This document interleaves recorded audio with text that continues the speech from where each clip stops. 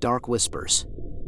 I had always loved our home's quietude, nestled on the outskirts of town, where the hustle of city life faded into a serene whisper. But that evening, the silence felt heavier, almost suffocating. My wife, Anna, had called earlier, her voice a distant echo on the line, claiming another late night at the office. Yet, there she was, lying in our bed, her chest rising and falling with each breath, seemingly asleep. The house creaked as I moved through it, the wooden floors groaning underfoot. I paused at the bedroom door, watching Anna. Something felt off. The air was too still, the shadows too sharp. I called her name softly, but she didn't stir. Approaching the bed, I reached out to wake her, but hesitated. Her skin looked pale in the moonlight, almost translucent. A chill ran down my spine as I noticed the phone on the nightstand. It was off the hook, a quiet static filling the room.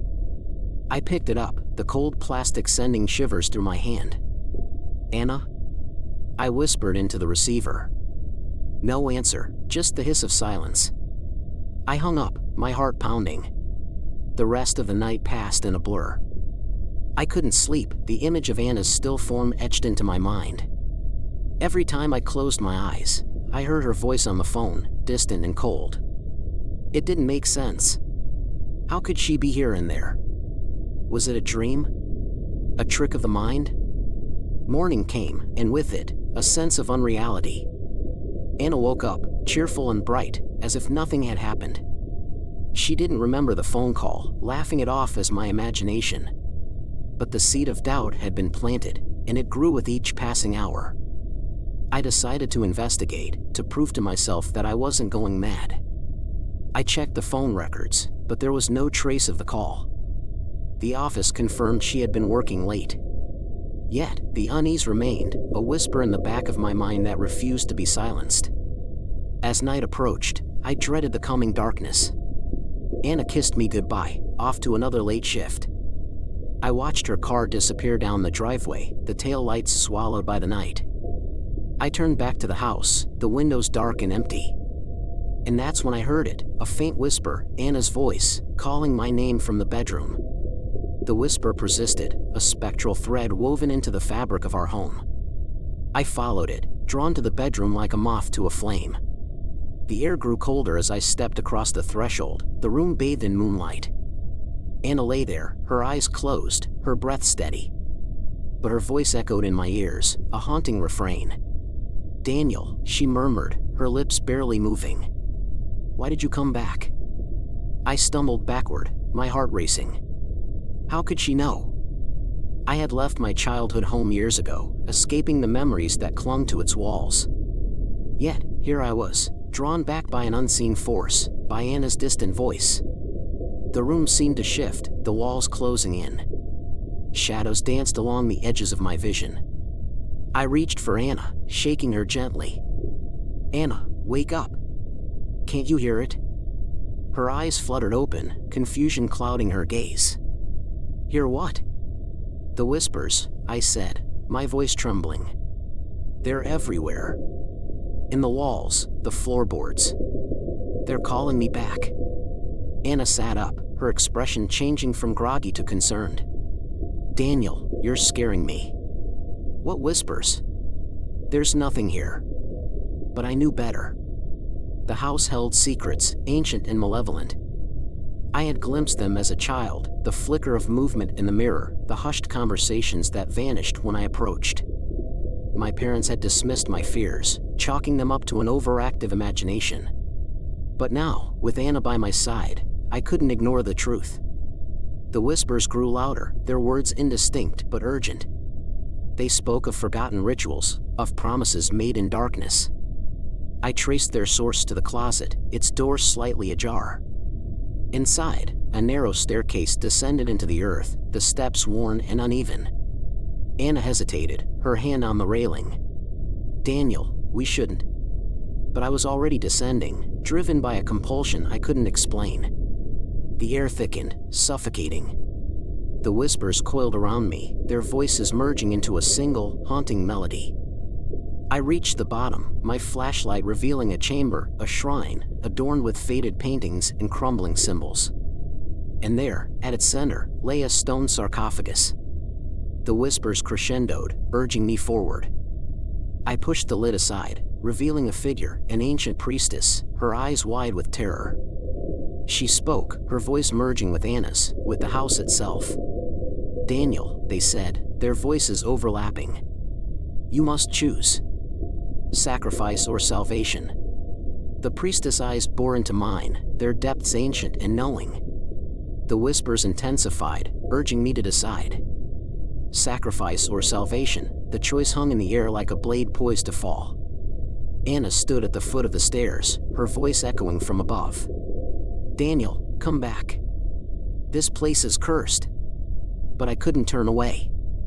The priestess had been bound here, her soul tethered to the sarcophagus. She had whispered to me through time, seeking release. And now, faced with her spectral form, I understood the truth. "Who are you?" I asked, my voice trembling. She smiled, her lips cracked and dry. "I was once a guardian of the veil," she said. "A keeper of secrets. But power corrupts, and I made a pact, a sacrifice to bind the darkness." "What darkness?" I pressed, my mind reeling. "The house," she whispered. "This place was built upon a rift, a tear between worlds. It feeds on life, on memories. My sacrifice sealed it, but the hunger remains." Anna's voice grew frantic. "Daniel, please." I stepped closer to the sarcophagus, my hand hovering over its lid. The whispers swirled, merging with Anna's cries. The priestess' eyes pleaded with me. "Release me," she said. "Break the pact, and the house will devour us all." I hesitated. Anna loved this home, its history woven into her childhood. But the whispers had driven me to the brink of madness. Sacrificing the priestess might save us, but at what cost? The choice crystallized in my mind. I gripped the lid, muscles straining. "I choose salvation," I said. The sarcophagus groaned, its seal cracking. The priestess' form dissipated, her essence merging with the walls. The whispers ceased, replaced by a deafening silence. Anna rushed down the stairs, her eyes wide. "What have you done?" I met her gaze, my heart heavy. "Saved us," I said. "But the house will never be the same." As we ascended, the walls shifted, memories unraveling. The rift closed, leaving only echoes. Anna clung to me, tears in her eyes. "We'll find a new home," she whispered. But I knew better. The house had tasted our souls, and it hungered still. As we stepped outside, the moonlight revealed the truth, the shadows on the lawn, the whispers in the wind. The pact was broken, but the darkness remained.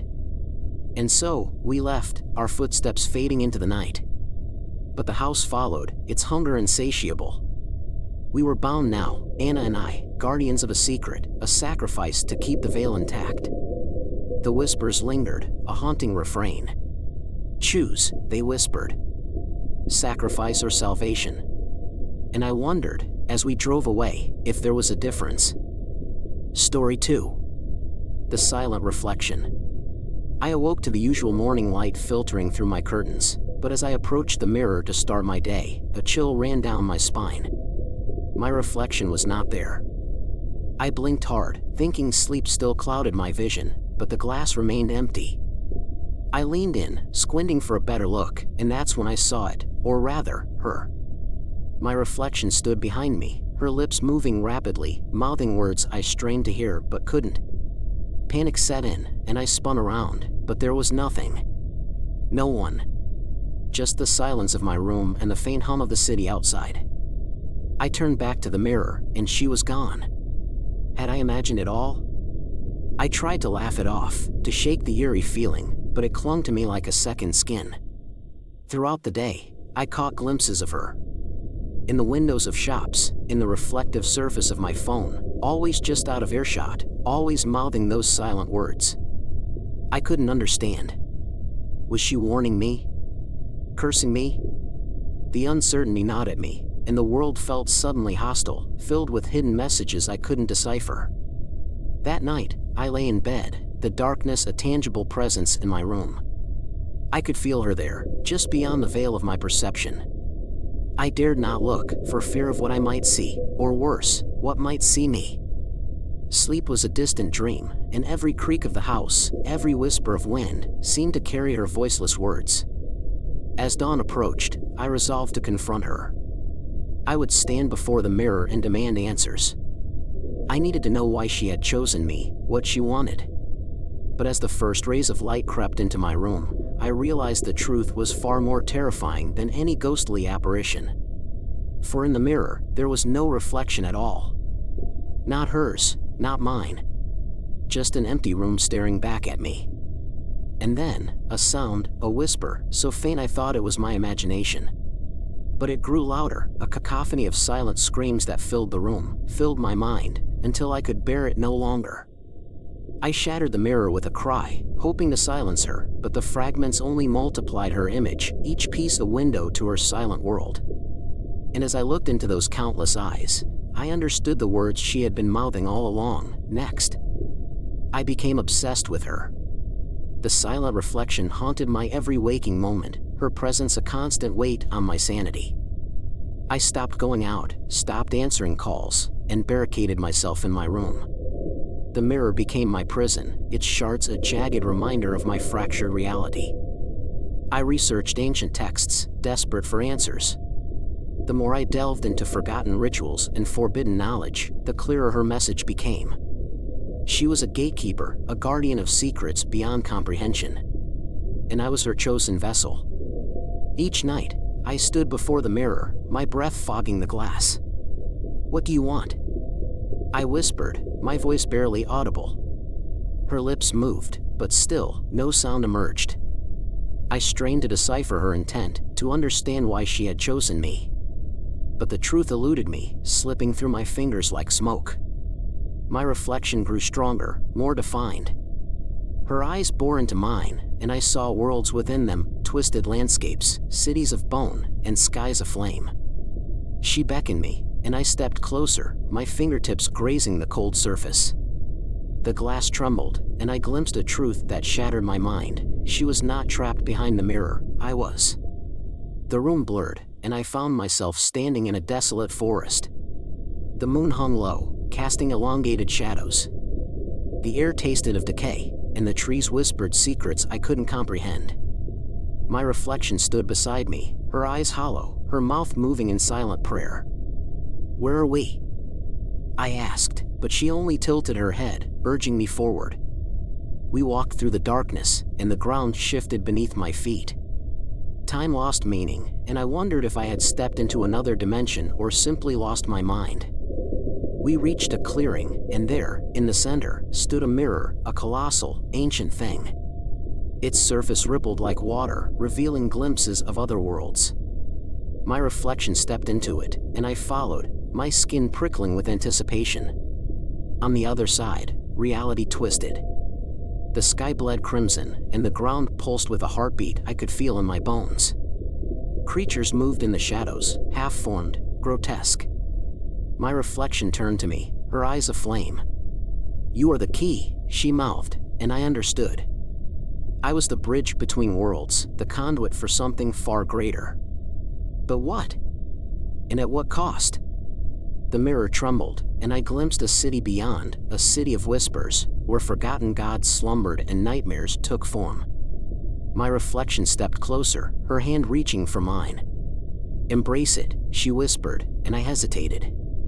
The choice lay before me, return to my mundane existence, or step into the abyss. But as the mirror cracked, I knew there was no turning back. The silent reflection grinned, and her teeth were shards of glass. The mirror world consumed me. I stepped through the fractured glass, and reality twisted like a kaleidoscope. The city of whispers sprawled before me, its spires reaching for a sky that bled crimson. Shadows danced along the cobblestone streets, and the air tasted of forgotten memories. My reflection led me deeper, her footsteps echoing in the silence. She was no longer silent, her voice resonated within my mind, a chorus of lost souls. "You are the bridge," she said, her eyes aflame. "The key to unlock the ancient pact." "What pact?" I asked, my voice trembling. But she only smiled, and I understood. The gods of this realm hungered for release, and I was their vessel. My purpose crystallized, to open the gate, to tear the fabric of existence, and let them spill forth. The city's inhabitants watched us, hollow-eyed, spectral beings. They whispered secrets, their voices like moth wings brushing against my skin. I glimpsed their faces, once human, now twisted by eons of longing. They yearned for salvation, for oblivion, and they saw in me the harbinger of their deliverance. We reached the heart of the city, a cathedral of shattered mirrors. Its spires pierced the sky, and within its walls, the gods stirred. My reflection guided me to the altar, where a mirror hung, a portal to their prison. The glass rippled, revealing glimpses of their true forms, monstrous, beautiful, and utterly alien. "Speak the words," my reflection urged. "Open the way." I hesitated. The gods whispered promises, power, knowledge, immortality. But I glimpsed their hunger, their insatiable thirst for existence. They would consume worlds, devour souls, and reshape reality in their image. And I, their unwitting pawn, stood at the precipice. I mouthed the ancient incantation, and the mirror trembled. The gods stirred, their voices merging into a cacophony that threatened to shatter my sanity. The city quaked, and I felt the fabric of reality tearing. The abyss yawned wide, and I glimpsed other realms, each more horrifying than the last. My reflection stepped closer, her hand on mine. "Together," she whispered, "we can transcend." But I saw the truth, the gods cared nothing for us. We were but ants, insignificant in their cosmic game. They would consume us, discard our souls, and move on. The mirror cracked further, and I made my choice. I pushed her away, stepped back from the altar. The gods howled, their fury shaking the cathedral. My reflection screamed, her form distorting, and I knew she was their puppet too. She lunged at me, but I sidestepped, and she fell into the mirror's depths. The gods surged forth, a maelstrom of hunger and rage. I closed my eyes, whispered a final plea, and shattered the mirror. Reality collapsed, and I fell, through dimensions, through madness, until I woke in my room, the shards of the mirror around me. My reflection was gone, but her words echoed, "Next." And so, I write this, the testament of a broken bridge, a soul torn between worlds. The gods still whisper, but I ignore them. I've sealed the gate, but I know it won't hold forever. Someday, they'll find another vessel, another reflection to manipulate. The end. Subscribe for more. Thank you.